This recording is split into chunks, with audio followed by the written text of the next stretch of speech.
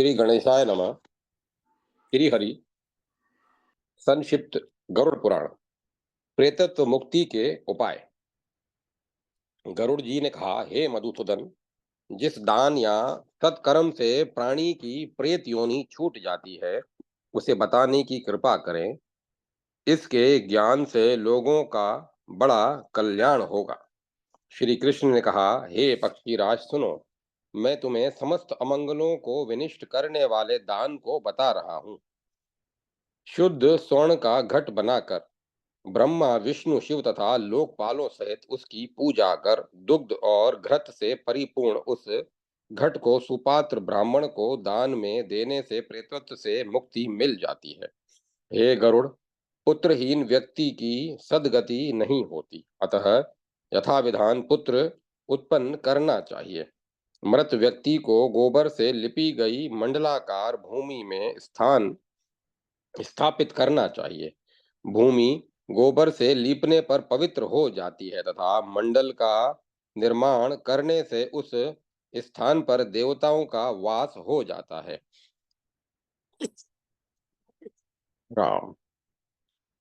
ऐसे ही मृत व्यक्ति के नीचे तिल और कुश बिछाने से जीव को उत्तम गति की प्राप्ति होती है।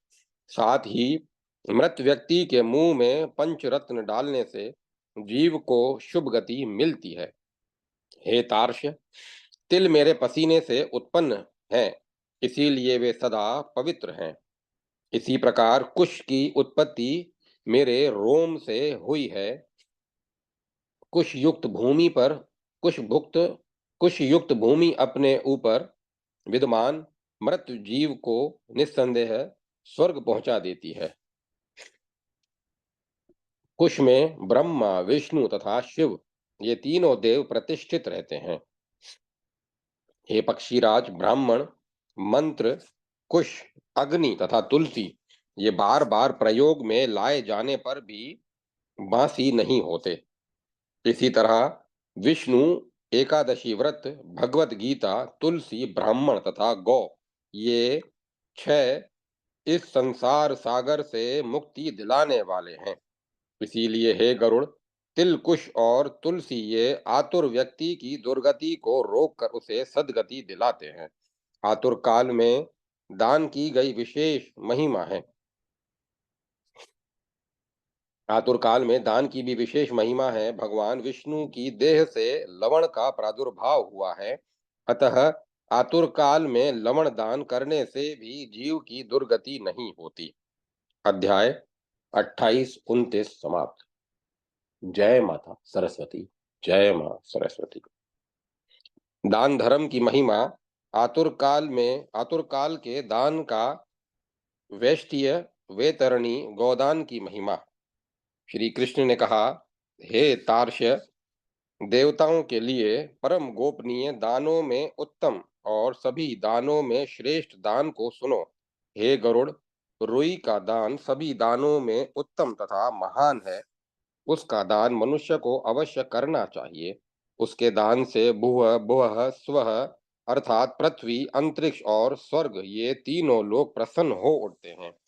इस कार्य से ब्रह्मा आदि सभी देवों को प्रसन्नता होती है। तो प्रेत का उद्धार करने के लिए इस महादान को करना चाहिए।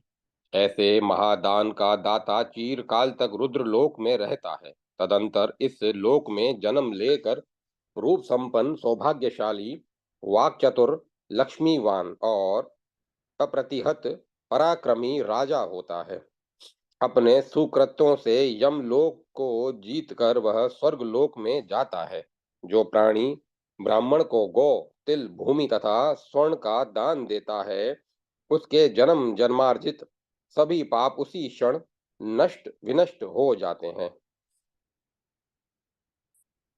तिल और गौ का दान महादान है।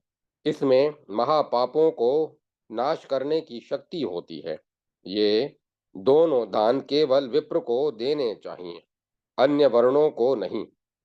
दान के रूप में संकल्पित तिल, गौ तथा पृथ्वी आदि द्रव्य अपने पौष्य वर्ग एवं ब्राह्मणेतर वर्ण को न दें। पोष्य वर्ग और स्त्री जाति को असंकल्पित वस्तु दान में देनी चाहिए। रुग्णावस्था में अथवा सूर्य एवं चंद्र ग्रहण के अवसर पर दिए गए दान विशेष महत्व रखते हैं। रोगी के लिए जो दान दिया जाता है वह उसके लिए तत्काल यथोचित फल देने वाला होता है। यदि रोगी दान देने के बाद रोग मुक्त होकर पुनः जीवन प्राप्त कर लेता है, तो उसके निमित्त दिया गया दान निश्चित ही उसे प्राप्त होता है। विकलेंद्रिय की विकलांगता को नष्ट करने के लिए जो दान दिया जाता है, वह दान भी अवश्य ही यथा योग्य फलदायक होता है। जिस दान का पुत्र अनुमोदन करता है, उस दान का फल अनंत होता है। अतः उसके सगे संबंधी अथवा पुत्र को तब तक दान देना चाहिए जब तक उसका आतुर संबंधी या पिता जीवित हो, क्योंकि अतिवाहिक प्रेत उसका भोग करता है। अस्वस्थ अवस्था में आतुर काल में देहपात हो जाने पर पृथ्वी पर पड़े रहने की स्थिति में दिया गया दान अतिवाहिक शरीर के लिए प्रीति कारक होता है। लंगड़े, अंधे, काने और अर्ध निमिलित नेत्र वाले रोगी के लिए तिल के ऊपर कुश बिछाकर उसके ऊपर आतुर को लेटाकर दिया गया दान उत्तम और अक्षय होता है। तिल, लोह, स्वर्ण, रुई, नमक, सप्तधान्य, भूमि तथा गौ ये एक से बढ़कर एक पवित्र माने गए हैं। लोह दान से यमराज और तिल दान से धर्मराज संतुष्ट होते हैं। नमक का दान करने पर प्राणी को यमराज से भय नहीं रह जाता। रुई का दान देने पर भूत योनि से भय नहीं रहता। दान में दी गई गाय मनुष्य को त्रिविध पापों से निर्मुक्त करती है। स्वर्ण दान से दाता को स्वर्ग का सुख प्राप्त होता है। भूमि दान से दाता राजा होता है। स्वर्ण और भूमि इन दोनों का दान देने से प्राणी को नरक में किसी प्रकार की पीड़ा नहीं होती। यमलोक में जितने भी यमराज के दूत हैं, वे सभी उसी यम के समान ही महाभयंकर हैं। सप्त धान्य का दान देने से वे प्रसन्न होकर दान दाताओं के लिए वरदाता बन जाते हैं। हे गरुड़, भगवान विष्णु का स्मरण मात्र करने से प्राणी को परम गति प्राप्त होती है। मनुष्य जो गति प्राप्त करता है, वह सब मैंने तुम्हें बता दिया। पिता की आज्ञा से जो पुत्र दान देता है, उसकी सभी प्रशंसा करते हैं। भूमि पर सुलाए गए मरणासन पिता के उद्देश्य से जो पुत्र सभी प्रकार का दान देता है, वह पुत्र कुल नंदन है। उसके द्वारा दिया गया दान गया तीर्थ में किए गए श्राद्ध से भी बढ़कर है। वह पुत्र अपने कुल को आनंदित करने वाला होता है। जिस समय अपने लोक को छोड़कर बेचैन पिता की परलोक यात्रा का काल समीप हो, उस समय पुत्रों को प्रयत्न पूर्वक दान देना चाहिए, क्योंकि वे ही दान पिता को पार करते हैं। पुत्र को पिता की अंत्येष्टि क्रिया अवश्य संपन्न करनी चाहिए। इतना करने मात्र से अन्य सभी बहुविध दानों का फल प्राप्त हो जाता है, क्योंकि अश्वमेध जैसा महायज्ञ भी इस पुण्य के 16वें अंश की क्षमता नहीं रखता। पृथ्वी पर पड़े हुए आतुर पिता से जो धर्मात्मा पुत्र दान दिलाता है, उसकी पूजा देवता भी करते हैं। लोह का दान करने वाला दाता महाभयानक आकृति वाले यमराज के निकट न तो जाता है और न तो नारकीय लोक को ही प्राप्त करता है। पापियों को भयभीत करने के लिए यमराज के हाथों में कुठार, मूसल, दंड, खड़ग और छुरी का रहती है। इसीलिए प्राणी को चाहिए कि वह ब्राह्मण को लोह दान दे। यह दान यमराज के आयुधों की संतुष्टि के लिए कहा गया है।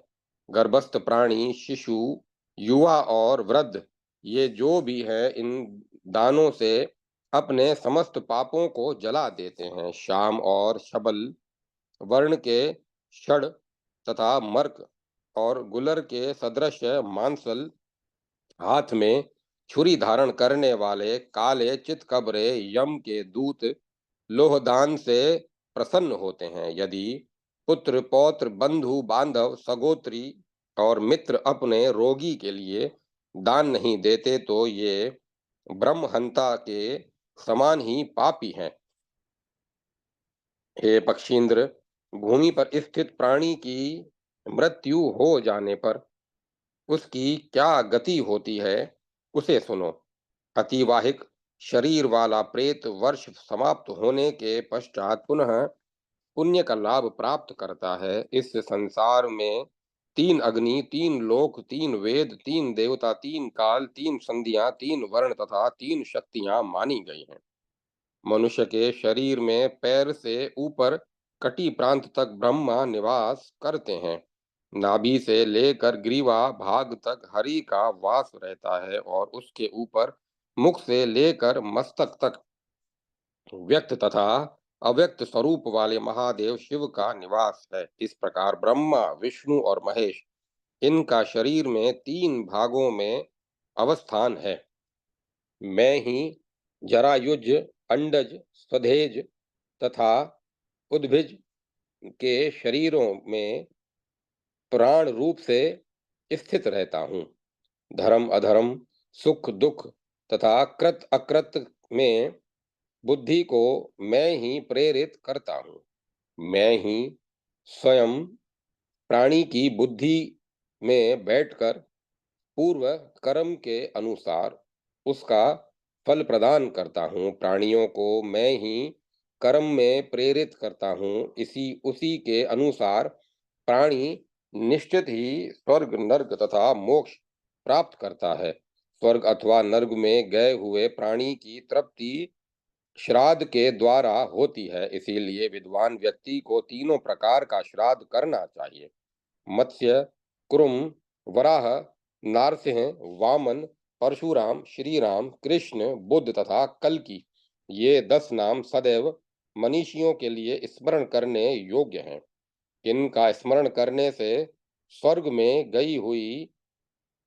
स्वर्ग में गए हुए प्राणी सुख का भोग करते हैं और स्वर्ग से पुनः इस लोक में आने पर सुख और धन धान्य से पूर्ण होकर दया, दाक्षिण्य आदि सद्गुणों से भरे रहते हैं। वे पुत्र पौत्र से युक्त और धनाढ्य होकर 100 वर्ष तक जीते हैं। रोगग्रस्त होने पर मनुष्य के लिए दान देना चाहिए और भगवान विष्णु की पूजा करनी या करानी चाहिए। उस समय उसे अष्टाक्षर अथवा द्वादशाक्षर महामंत्र का जप करना चाहिए।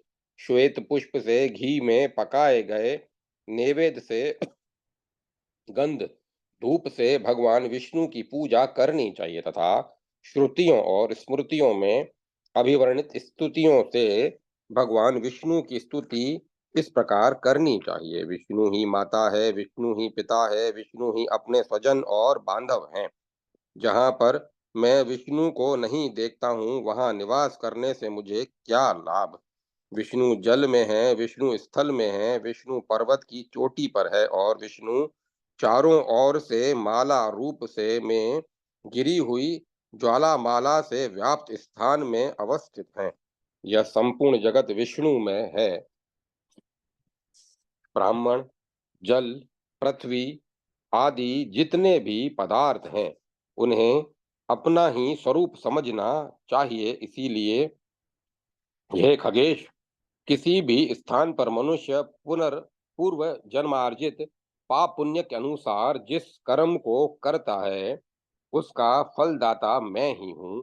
मैं ही प्राणी की बुद्धि को धर्म में नियुक्त करता हूँ और मुक्ति मैं ही देता हूँ। हे तार्ष, अंत समय आने पर मनुष्यों का हित करने वाली वैतरणी नदी मानी गई है। उसी के जल से अपने पाप समूह को धोकर प्राणी विष्णु लोक को जाता है।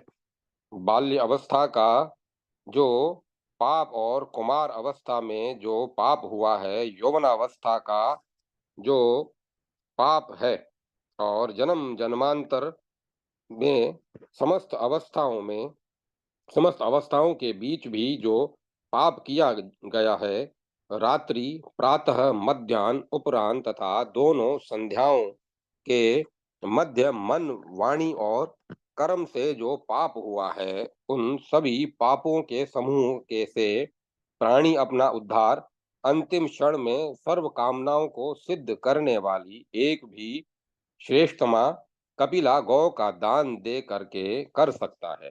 गोदान करते समय परमात्मा से ऐसी प्रार्थना करनी चाहिए, परमात्मन गाय ही मेरे आगे रहे, गाय ही मेरे पीछे और पार्श्व भाग में रहे, गाय ही मेरे हृदय में निवास करे, मैं गायों के बीच में ही रहूं।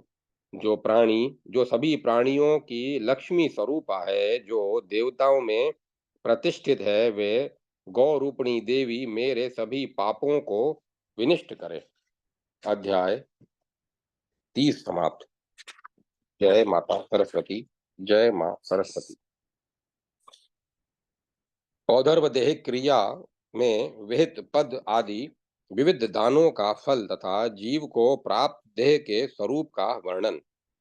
श्री विष्णु ने कहा, हे गरुड़, जो मनुष्य पापाचार में लगे हुए हैं एवं वे यमलोक को जाते हैं, यदि मुझको साक्षी बनाकर मनुष्य के द्वारा दान दिया जाता है तो वह अनंत फलदायी होता है।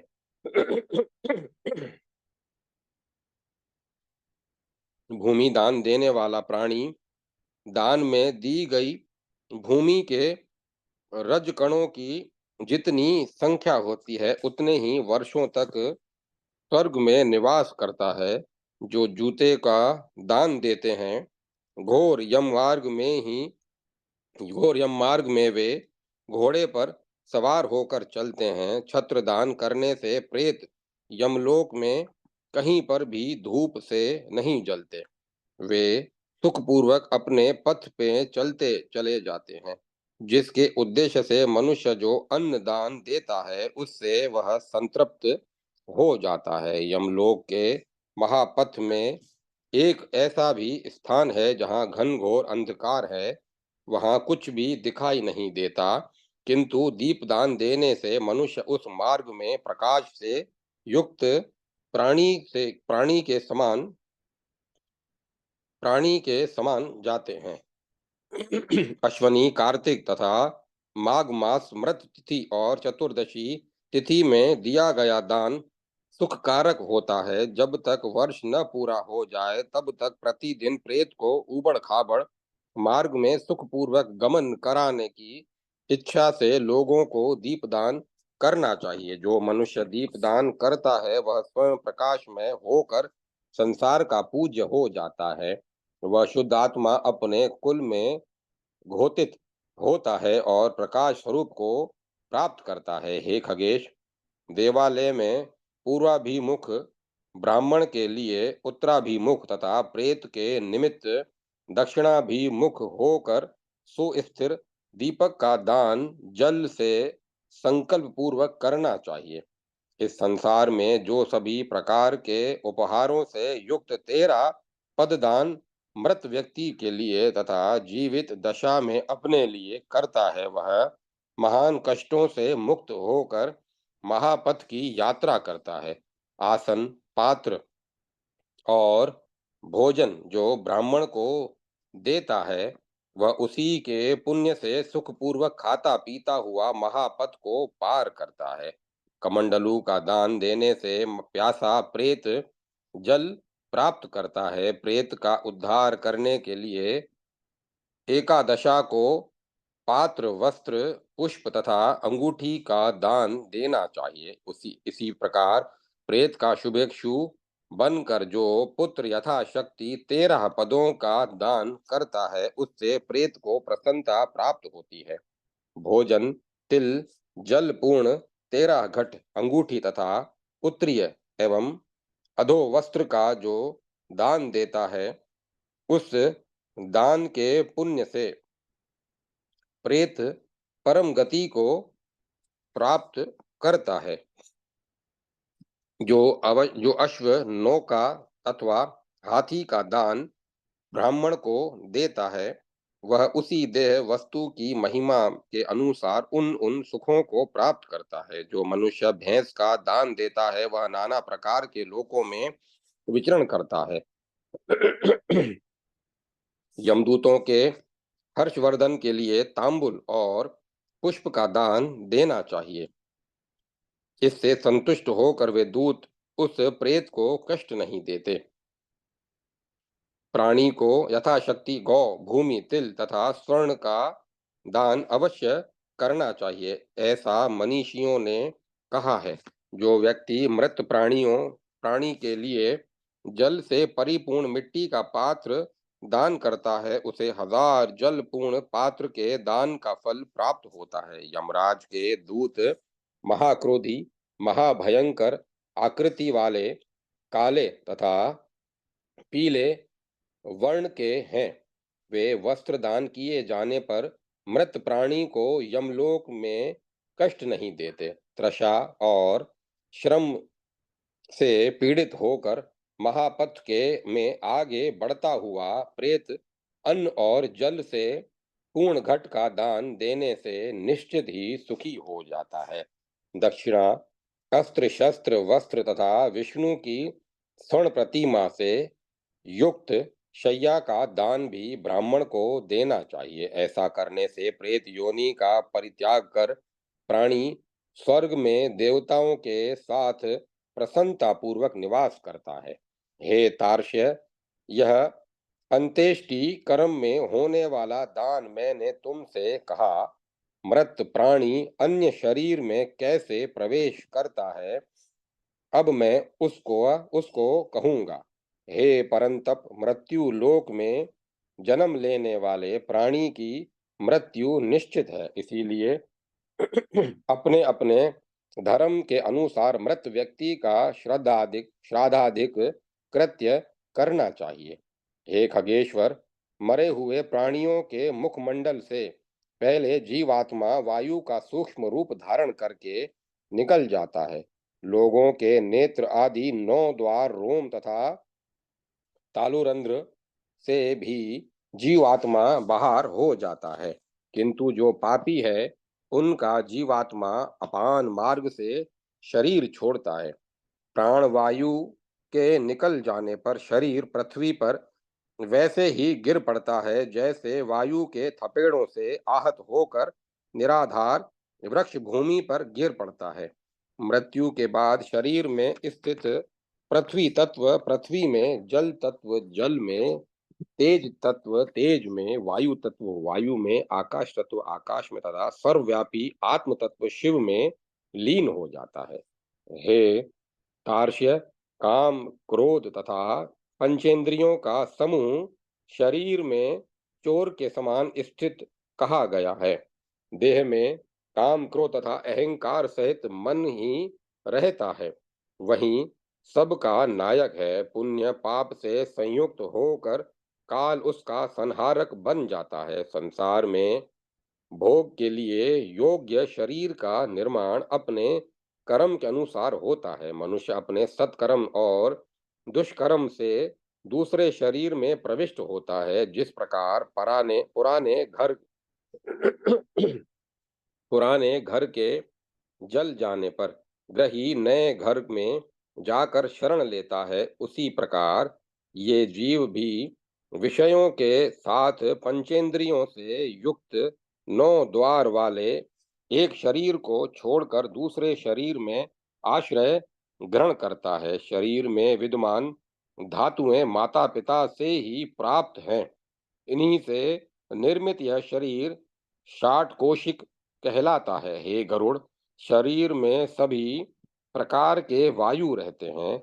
मूत्र पुरुष तथा उन्हीं के योग्य से उत्पन्न अन्यान्य व्याधियां रहती हैं। अस्थि, शुक्र तथा स्नायु शरीर के साथ ही जल जाते हैं। हे पक्षिन, सभी प्राणियों के शरीर का विनाश क्रम यही है, इसे मैंने कह दिया। प्राणियों का शरीर कैसा होता है उसको अब मैं फिर से कह रहा हूँ। हे गरुड़, पुरुष का शरीर छोटी बड़ी नसों से बंधा हुआ एक स्तंभ है, जिसको नीचे से पैर रूपी दो अन्य स्तंभ धारण कर किए हैं। पंचेंद्रियों सहित उसमें 9 द्वार हैं। सांसारिक विषयों से युक्त एवं काम क्रोध से बेचैन जीव उसी शरीर में रहता है। राग द्वेष से व्याप्त यह शरीर तृष्णा का दुस्तर दुर्ग है। नाना प्रकार के लोभों से भरे हुए जीव का यह शरीर पुर है। यही स्थिति सभी शरीरों की है। इसी शरीर में सभी देवता और 14 लोग स्थित हैं। जो लोग अपने को नहीं पहचानते वे पशु के समान माने गए हैं। हे पक्षीराज, इस प्रकार ऊपर बताई गई क्रिया से निर्मित शरीर का वर्णन मैंने किया। सृष्टि में 84 लाख योनियां बताई गई हैं, जो उद्भिज, स्वधेज, अंडज और जरायुज इन 4 मुख्य भागों में विभक्त हैं। अध्याय 31 समाप्त। जय माता सरस्वती। जय माता सरस्वती। ओम नमो भगवते वासुदेवाय। ओम नमो नारायण। ओम नमः शिवाय। ओम तत्सत। ओम तत्सत। ओम तत्सत। अब कथा को विराम दिया जाता है।